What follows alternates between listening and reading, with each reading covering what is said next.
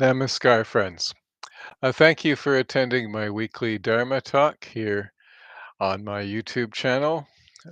This is a repeat, of course, of the Dharma talk that I gave yesterday at the Buddhist Center. Every Sunday at 7 p.m. Eastern, we repeat the talk, which is presented at 2 p.m. Eastern on Saturday afternoons. Today, we'll be presenting two talks, each half an hour long. We do try to fill up the hour. So, first one is towards the Dharma. Much is made of the fact that the Buddha taught with an open hand, not the closed fist of the professional guru or Brahmanic priest. The implication of this statement is that the Buddha effectively refutes the concept of secret wisdom as such. What the Buddha is really referring to is a subtle wisdom kept secret by an organization. Some think the Buddha's rejection of secrecy refutes Vajrayana, but the Buddha's statement in the Pali Canon is far less obvious. First, he reviles the Brahmins as exemplars of wrong view. Their mantras are secret, like illicit love affairs. The same moon illuminates the night of the Brahmins, and their day the sun, which shine openly and not in secret, like the teaching and training proclaimed by the Buddha. Teaching and the training of the Buddha both illuminate and expose the secret tradition of the Brahmins. The Buddha says that the teaching and the training restore the secret wisdom that the Brahmins lost and only preserved in a distorted form. Thus, the Buddha is not attacking the primordial philosophy. Rather, he is criticizing the practice of secrecy in the service of religious and caste privilege. The Buddha discusses it openly in the service of universal emancipation.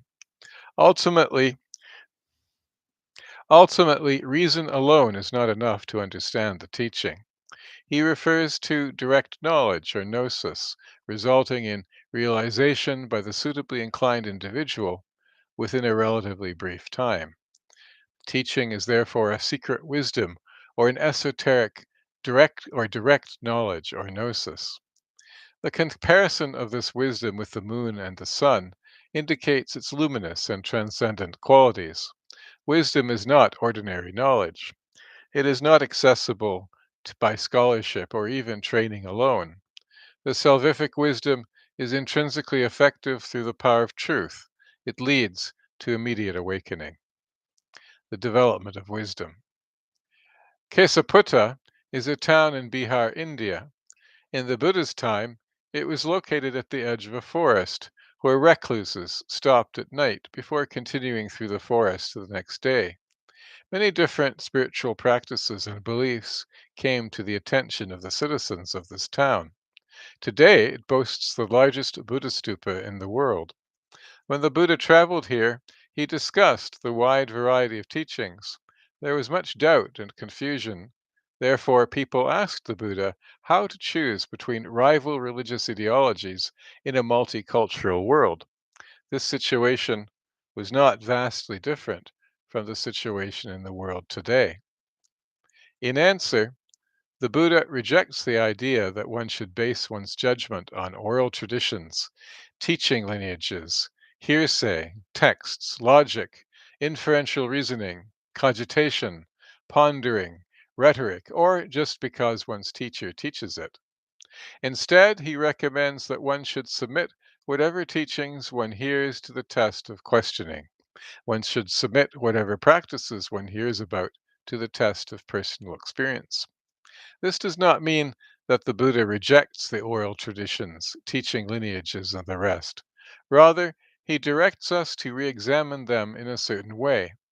Nor is his deference to individual judgment a naive counsel people should do what they like based on what they feel. Usually, this is just an ego trip. At worst, it can lead to a completely deluded state. Rather, questioning sacred truth is an endeavor of the utmost gravity. If one should not accept, neither should one reject anything prematurely. Otherwise, one may lose the opportunity to experience insight and truth through further consideration. The recognition of the ultimate impotence of reason is not a counsel to abandon reason. One can transcend reason only by the cultivation of wisdom, through the constant questioning by which one maintains its purity. The Buddha's method discovers spiritual truth through the direct questioning of consciousness. He begins with what is obvious. Through the accumulation of observations and inferences, he builds up broad cosmological and ontological insights. This method suggests Socrates' method of dialectic. This tradition flowered in the 20th century in the West through Husserl, Heidegger, Whitehead, existentialism, and postmodernism. Socrates himself died in 399 before the Common Era at the age of 71, about the same time as the Buddha. Dr. Herbert Gunther, author of the Teachings of Padmasambhav, 1996, and many other books, makes similar statements about Padmasambhava. He calls him the first process philosopher. Others have called the Buddha a 21st century philosopher. Richard Gombrich has called the Buddha the greatest philosopher of all time.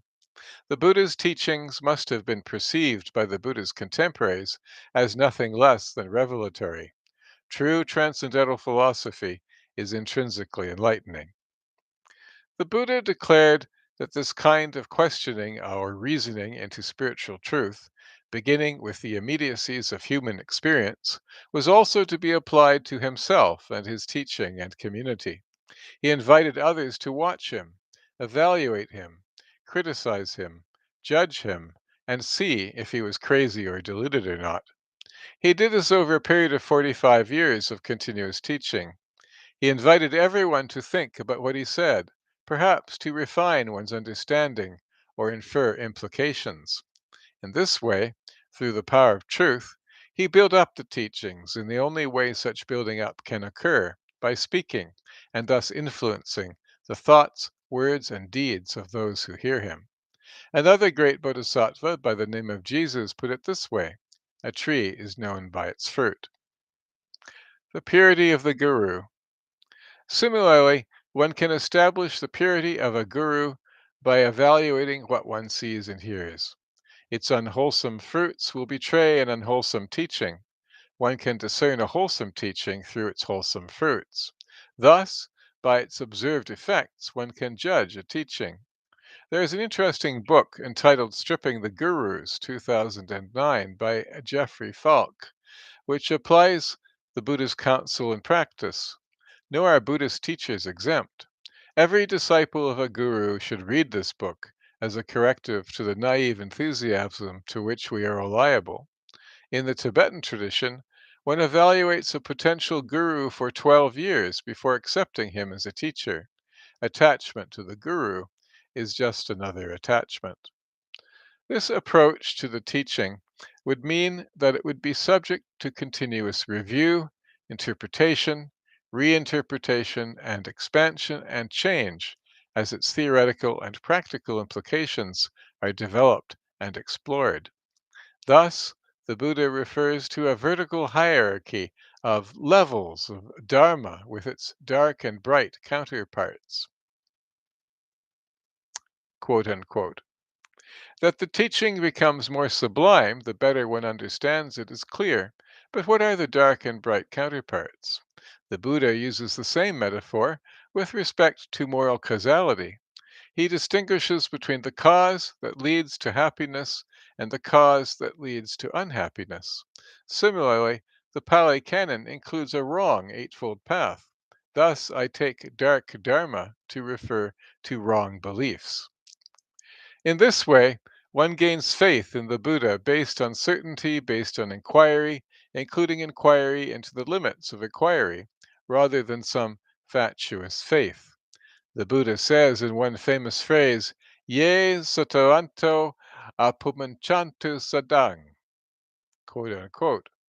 I render this as, let the hearers free themselves from faith. Some take it to mean the opposite, but I read it as a paradox. The way to genuine faith is through faithlessness. True faith does not cling to authority tradition, it is born of insight. This is the cutting edge of the diamond of wisdom. It affirms that reason can weigh spiritual philosophy, yet experience itself lies beyond the reach of the dualistic rational faculty, bound to the law of contradiction. The primordial tradition. The Buddha does not repudiate the religion of the Brahmins merely because the Brahmins held different beliefs. The Buddha's repudiation of Brahmanism is not sectarian.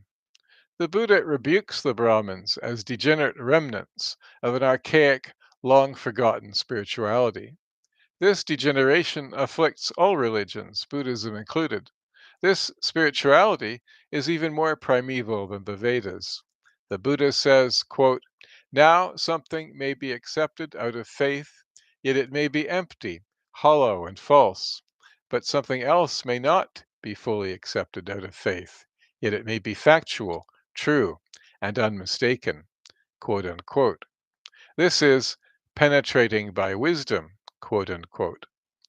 The Buddha appears to be alluding to a primordial spiritual tradition.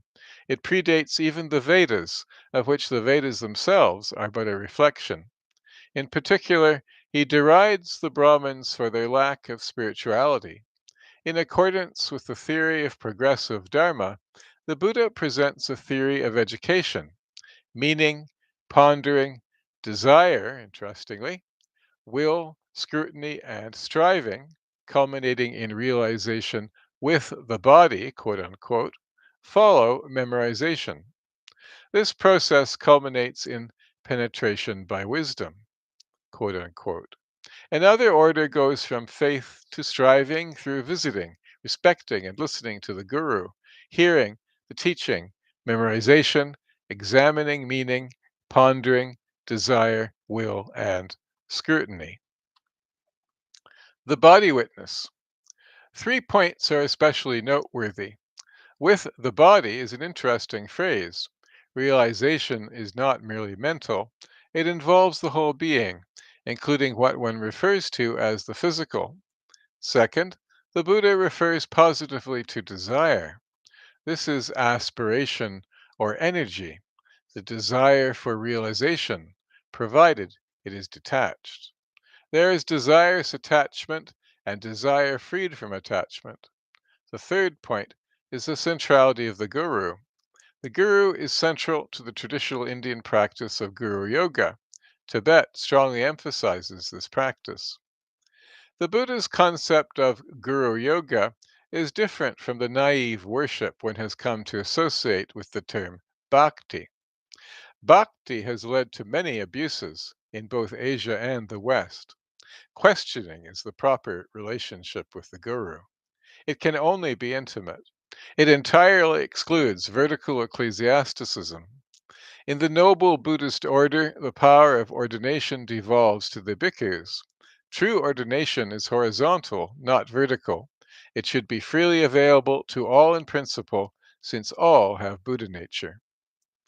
The Buddha's method of dealing with different beliefs is to identify which beliefs one holds in common. Then he extrapolates from these. The term I propose to use to describe this process is logical syncretism.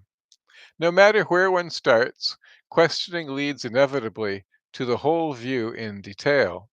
The teaching is a hologram. A hologram is present in its entirety at every point, but imprecise. The more points one selects, the sharper the image becomes. Similarly, the teaching is present in every word and sentence of every discourse. The more discourses are read, the clearer one's understanding becomes. The Buddha says that he who practices even one sentence of the teaching has the whole thing. Potentially, therefore, it becomes possible to collate the totality of all Buddhist experience. The realization of the holographic nature of the teaching leads to the single vehicle. I have identified this development with the Dharma transmission to the West. Ethics. With respect to ethics, the Buddha took a pragmatic view.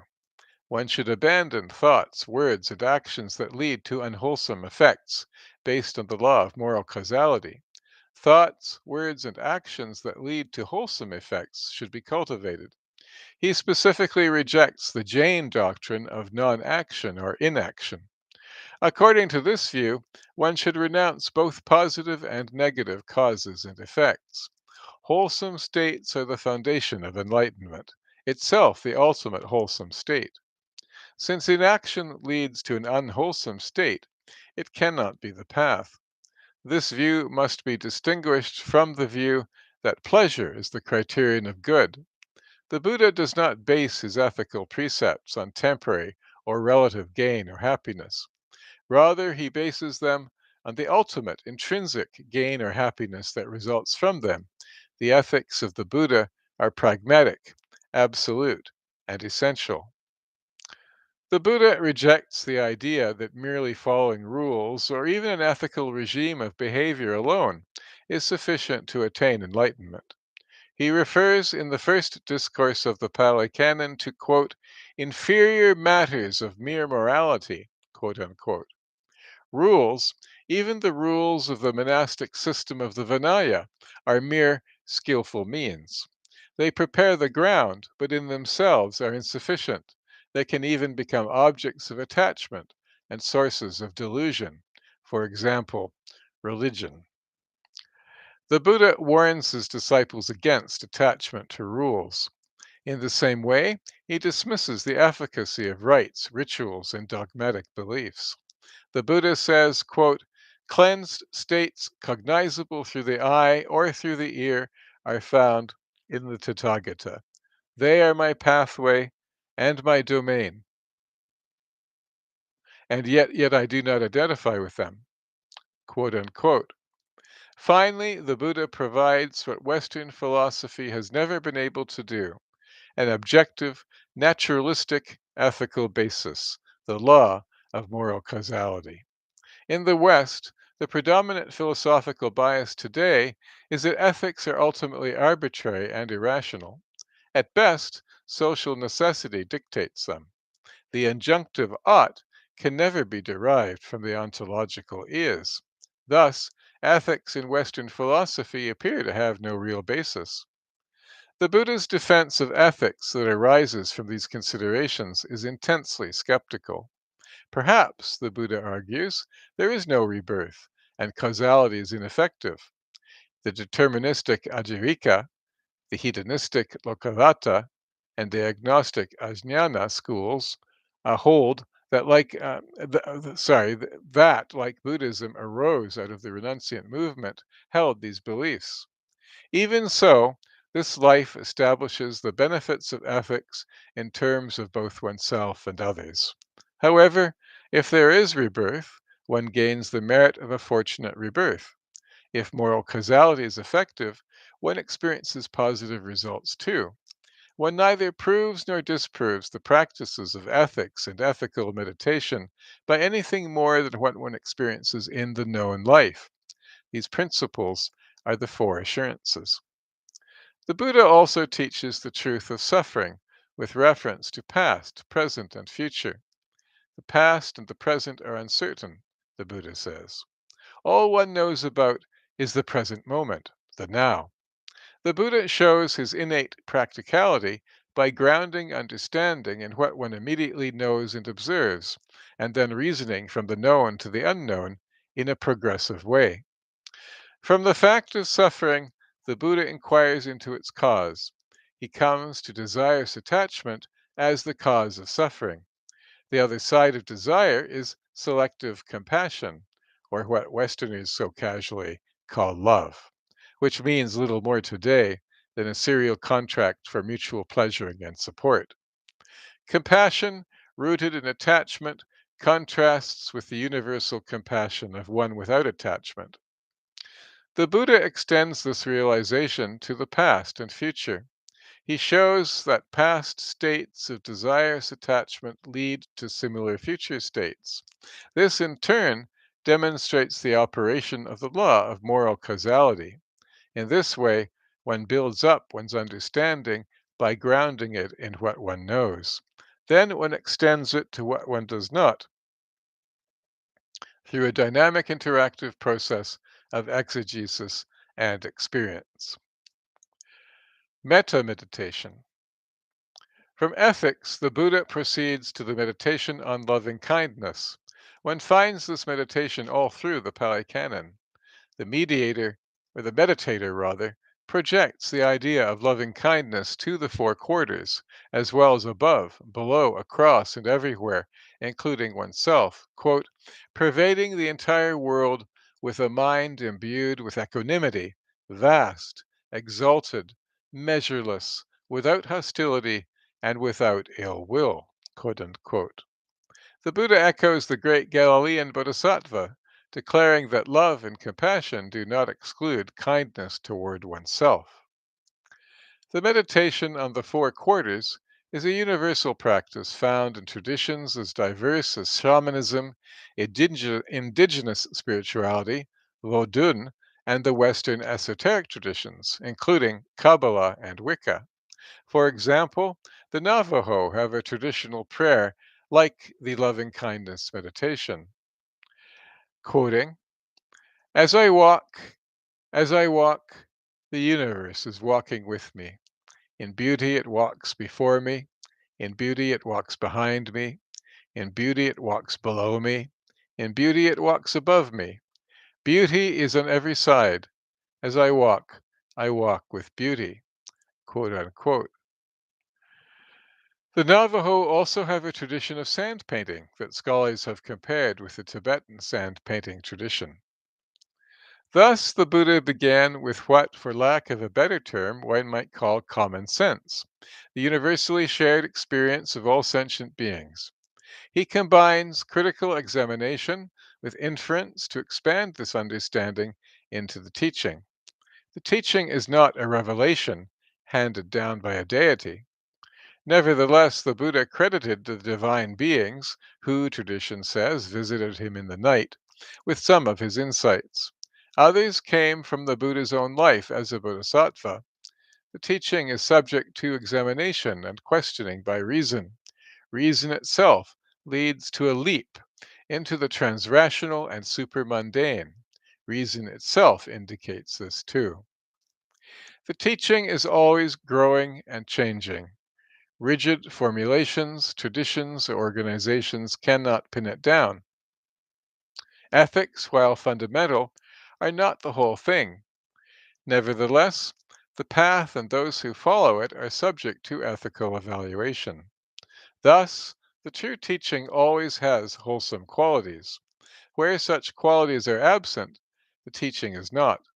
However, one must understand wholesomeness in an essential way, not with reference to mere social conventions that are geographically and historically relative and contingent. Many, perhaps most things esteemed by society are unwholesome, especially in this degenerate age. In such a society, many things shunned may also be wholesome. Many things may be wholesome or unwholesome, depending on attachment and intention. For example, many medicines are toxic and therefore unwholesome, but the administration of a medicine in the proper dose and at the proper time may be wholesome, depending on due regard to the intention and the conditions. Such exceptions are allowed for in the Vinaya. All attachment is unwholesome. Therefore, attachment to the wholesome is also unwholesome and can lead to negative effects, including suffering. The ultimate proof of wholesomeness or unwholesomeness lies in ultimate happiness. One must interpret happiness from the absolute perspectives of moral causality and realization, not merely in a temporary or relative way. Therefore, that which leads to the good is ethical, wholesome, and true. Ethics are not detached from experience. The operation of the law of moral causality grounds them. Still, ethics are only the rind of the teaching. That completes our first talk for this evening. We're just going to take a very brief break while I have a bit of water. Sorry, I should have done this before.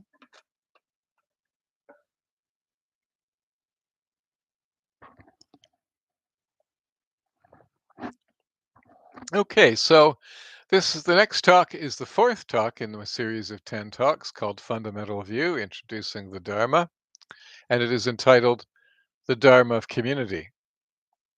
The Buddha believed in tradition, fairness, equity, and social justice, as well as skillful intelligence, practical and simple living, and cooperation.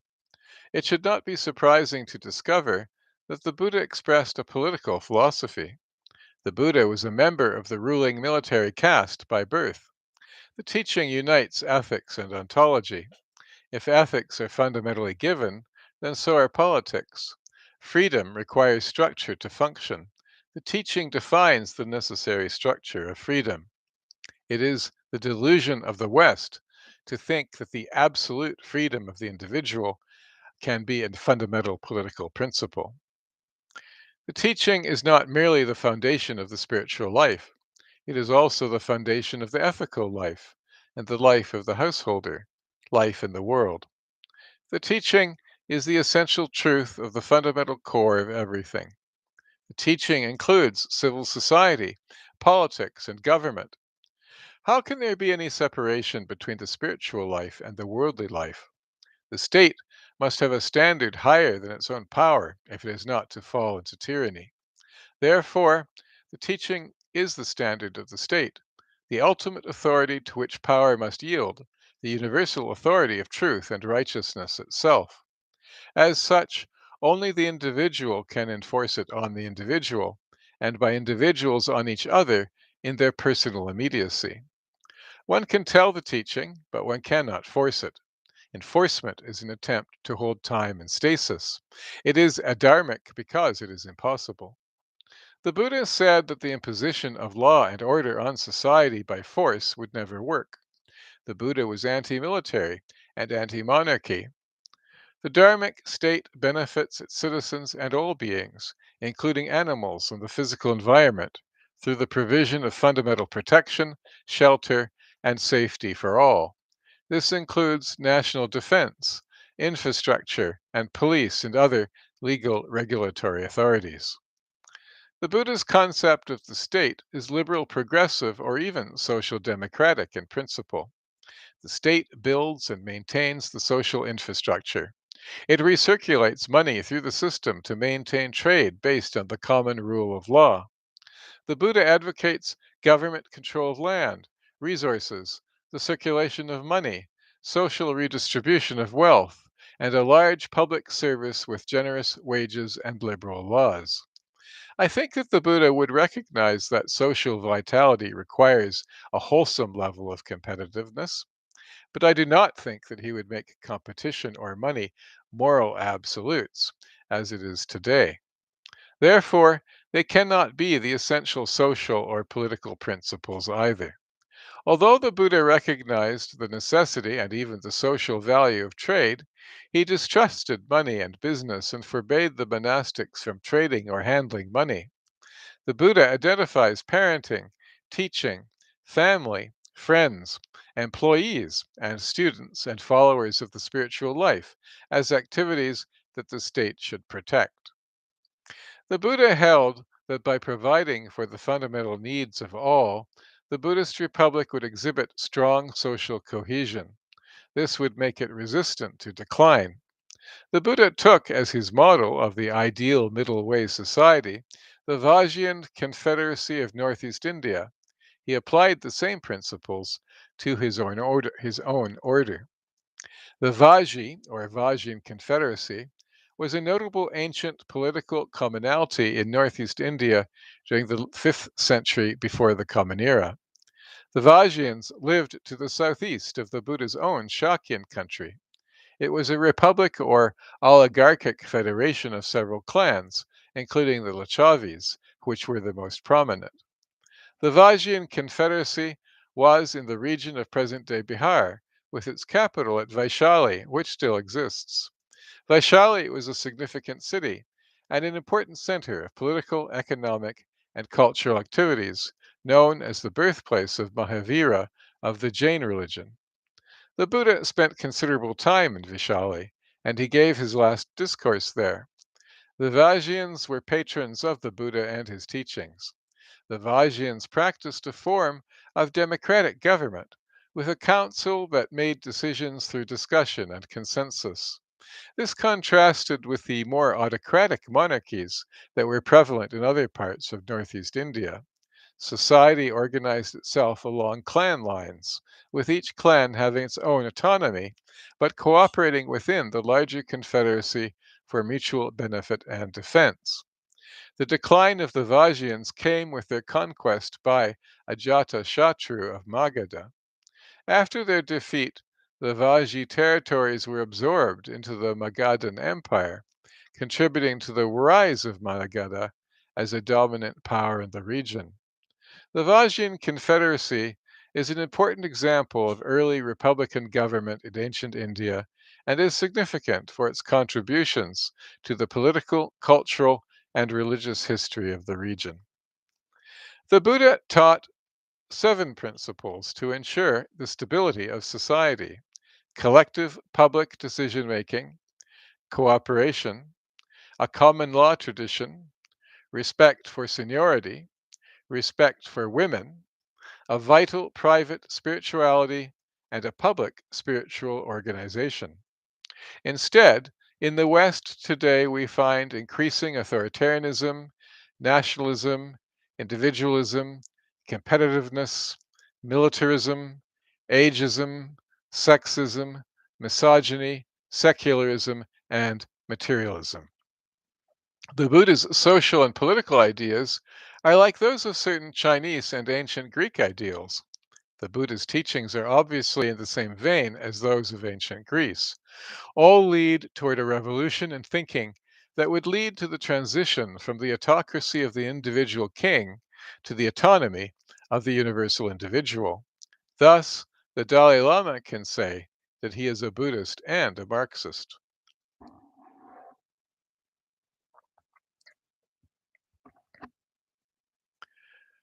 The teaching is a spiritual world that exists in the minds and hearts of the citizens of the Buddhist commonweal. Body, speech, and mind exhibit it. The Buddhist community exists in a similar relation to society.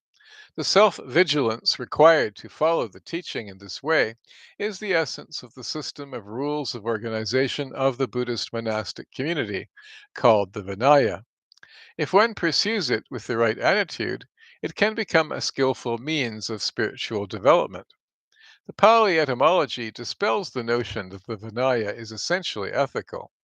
Vinaya means something more like self control or self restraint than ethics, although, of course, self control and self restraint are the essential prerequisites of ethics.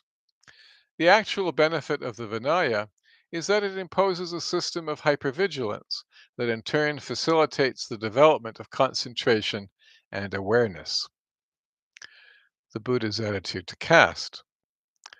A famous conversation that he had with the Brahmin student Asalayana preserves the Buddha's attitude to caste. This took place in the ancient Indian city of Savatthi. It was one of the 6 largest cities of the Buddha's time. It was located just south of Kapilavatthu. The Buddha's family lived in Kapilavatthu. Asalayana was a kind of Brahmin child prodigy. It appears that he secretly favored the Buddha. His Brahmin peers had to pressure him to question the Buddha about what he thought of the Brahmin's claim to innate caste superiority. The Buddha shows the falsity of the Brahmin's claim to be the children of God, literally sons of Brahma. He also shows the extent of his international political knowledge when he refers to the Greek colony of Bactria on the border of Afghanistan and Pakistan. The Buddha shows Asalayana that the Brahmins are subject to the same law of moral causality as all beings. Their rebirth is conditional on the quality of their karma. All beings can commit and experience good and bad. The Buddha shows that all sentient beings possess the same spiritual potential to purify themselves of negativity.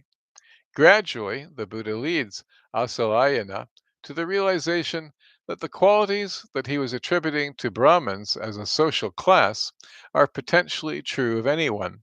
Therefore, the doctrine of innate caste superiority is false. This story is also a classic example of one of the Buddha's teaching techniques.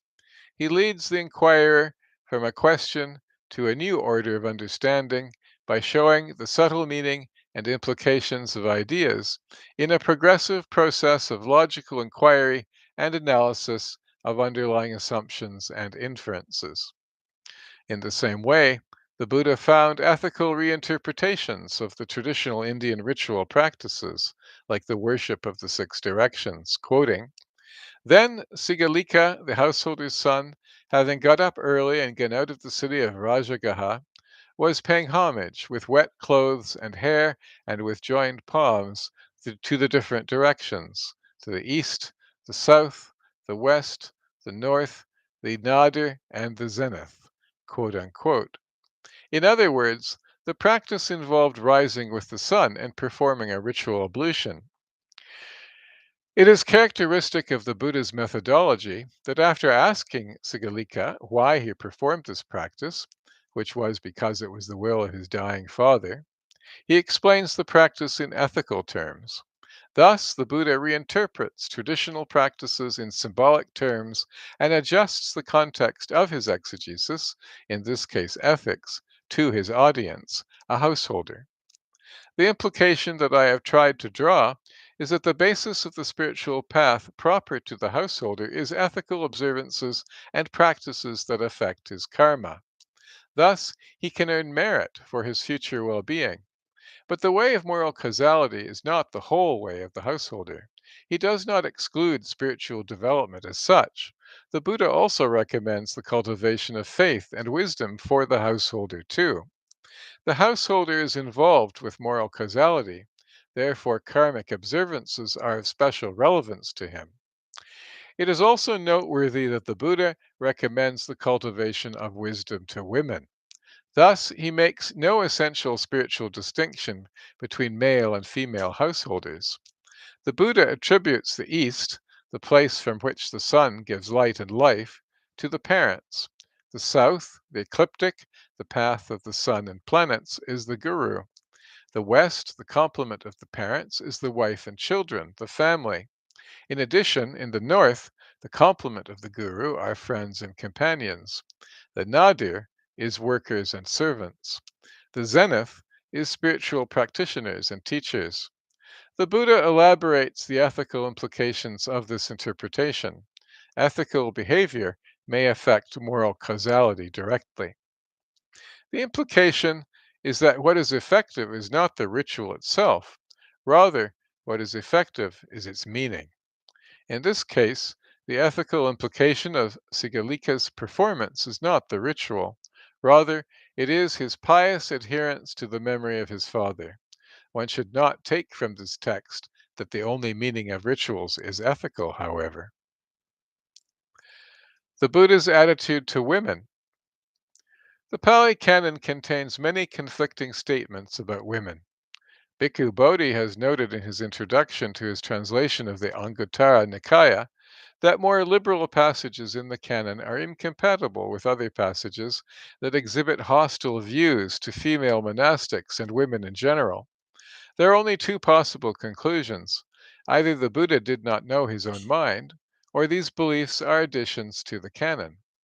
As for the motives for such an addition, a strong Indian and/or Sri Lankan male monastic tradition is a likely candidate. Indian culture still suffers from a disparaging attitude toward women, unfortunately. According to tradition, there was a major rift among the male members of the first Buddhist council concerning the ordination of women. We know that this topic divided the male community. Nevertheless, the Buddha clearly intended to institute such an order because he did in fact do so, at least according to the Pali Canon. The Buddha also showed through his behavior that he wanted the male and female monastics to be equal. Dr. Chatsumarn Kabelsing discusses this point at length in her article, The History of the Bhikkhuni Sangha. However, the Vinaya adds 8 additional rules to the monastic order for female monastics. The effect of these rules was to submit the female monastics to the authority of the monks. The adoption of these rules appears to have been politically motivated. The more liberal traditions left in the canon suggest that they are authentic. Tradition established them too well to remove them. The evidence of the canon is that there were many women in the community. The Buddha speaks with and instructs women, apparently on an equal basis with men. This would explain the widely doubted conversation between Ananda and the Buddha, in which the Buddha refused to ordain women, but Ananda had to persuade him to do so, and the Buddha's prophecy that the life of the order would have from 1,000 to 500 years as a result. Many scholars consider this conversation to be an invention. There are many references to female monastics all through the Pali Canon. Most likely, the Buddha, like Jesus, was far ahead of his time in his attitude to women. You may remember his fondness for women during his time as a bodhisattva. Ananda was also known for his fondness for women. Probably he freely admitted women to the community and conversed with them as equals, just as he did with the four castes of the Indian caste system, which he opposed.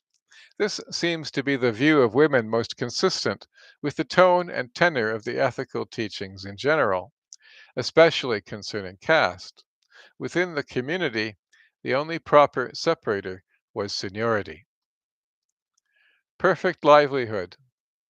Perfect livelihood is the fifth step in the Eightfold Path. It is the highest step of the middle ethical section of the path, consisting of three steps. Right livelihood specifically addresses the Dharmic way of living as a householder. The Eightfold Path begins with right view and the cultivation of wisdom. This shows that the experience of awakening is not exclusive of the state of a worldling, especially if one accepts Peter Masefield's sequential view of the path, which the discourses also support. Awakening is sufficient to achieve enlightenment, though not identical with it. Therefore, enlightenment does not exclude the householder. Formal chastity, too, is not a requirement of awakening. The Buddha commended householders to practice self restraint and mutual respect. The Buddha praised the love that arises from the state of being married. He declared that such love could bring about a fortunate rebirth in a spiritual world. He also preferred marriage based on love to arranged marriage. The Buddha considered arranged marriage to be a degenerate practice of the Brahmins. He also taught the practice of loving kindness. If there were any further doubt, the example of King Bimbisara of the Magadha Empire is instructive. Ajatasattu, his son, later assassinated Bimbisara. King Bimbisara was both a householder and a king. Nevertheless, he achieved stream entry. Stream entry is equivalent at least to the attainment of right view. I have called this state awakening. Such an individual is automatically noble, if not emancipated. Therefore, he is a member of the noble community, whereas the ordinary community includes worldlings. Dr. Masefield has documented this in detail. The way of the worldling. The Buddha was passing through the market town of Kakarapata in the country of the Kolians. A man called Digajanu approached the Buddha. He asked him how he and his people, as lay people and householders, with children and families engaged in sensual pleasures, could benefit from the teaching, both in this life and in the next. The Buddha, in turn, taught him four things that lead to satisfaction in this life, and four more things that lead to satisfaction in the next life. To obtain benefits in this life, the Buddha recommends learning a profession, saving one's money, cooperating with neighbors, and living simply and frugally with self restraint. To obtain benefits in the next life, the Buddha recommends following the teaching, practicing self restraint, being generous, and cultivating wisdom. He especially recommended the realization of the truth of impermanence and the chain of moral causality. These realizations are widely considered to be the essential realizations that lead to the realization of emptiness and emancipation itself. The Buddha gives the same advice to women. One may use the law of moral causality to benefit oneself in this life and in the next. It is also a way of spiritual development that leads directly to enlightenment and not merely to some secondary state.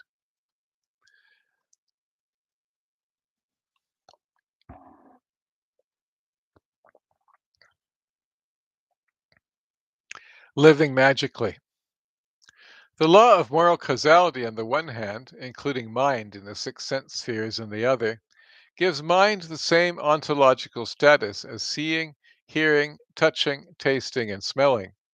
The recognition of mind as a sixth sense results in the realization that the individual can influence their experience of the world, and therefore the world itself, directly through the exercise of intention. Intention is the foundation of merit and the meditation on loving kindness. Therefore, it follows that by a combination of self purification and beneficial actions, one can exercise a general influence on one's future destiny. If one accepts that the ordinary householder can do this, how much further can the non ordinary man take this, the Arhat, the Bodhisattva, or even the Buddha himself? In Tibet, in the Tulku tradition, one can predict or discover the time and place of the future rebirth of a practitioner who has realized or has reached a certain level of realization by intuitive methods. When traveling amongst the Baga people, the householder Nakulapita and his wife Nakulamata approached the Buddha. Nakulapita performs an act of truth.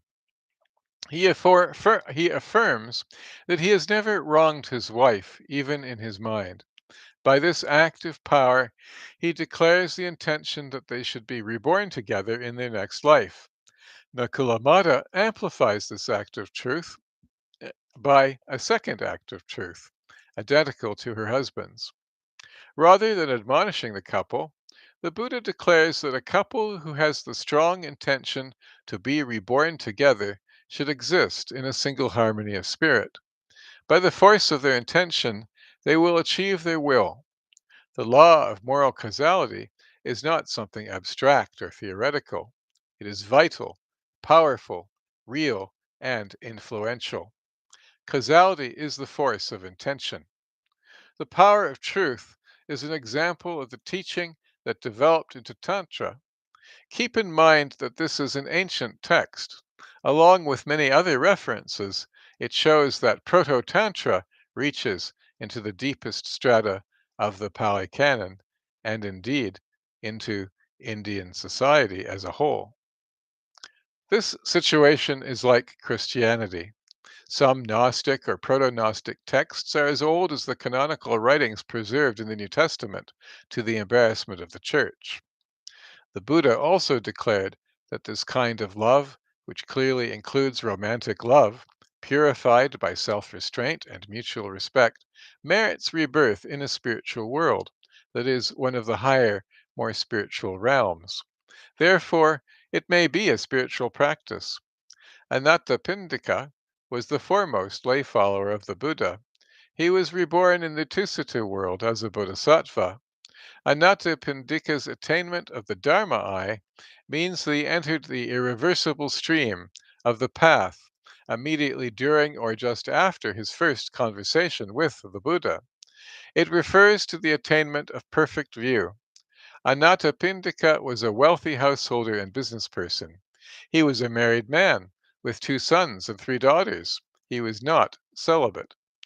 Subsequently, he became impoverished and predeceased the Buddha. All right. Thank you. That does complete our two talks for today. I will return next Sunday at 7 p.m. Eastern Time here on my channel to present the next talk in our series of talks introducing Buddhism called Fundamental View. Now I'd like to conclude by reciting the dedication of merit, whereby we dedicate the merit of this talk to all beings. Please feel free to join me in this. According to the Buddha, based on the law of cause and effect, everything one thinks, says, and does has a result. Every result is in turn a cause of further results in an infinitely interconnected network of cause and effect. The Dharma itself is especially efficacious. It creates beneficial results wherever it spreads.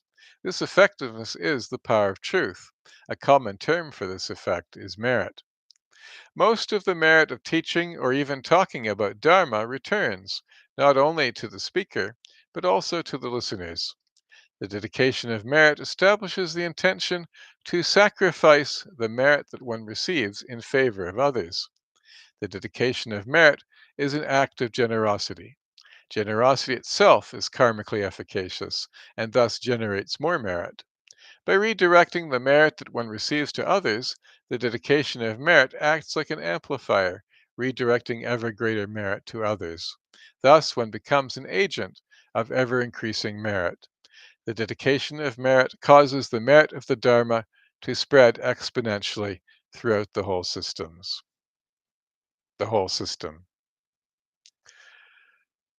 By the merit of this talk, may all obtain omniscience.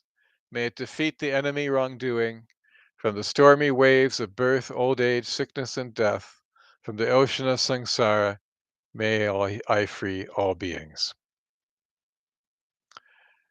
Thank you, as always, for this opportunity to discuss Dharma. As always, it is my pleasure and privilege.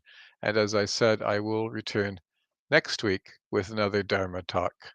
Namaskar.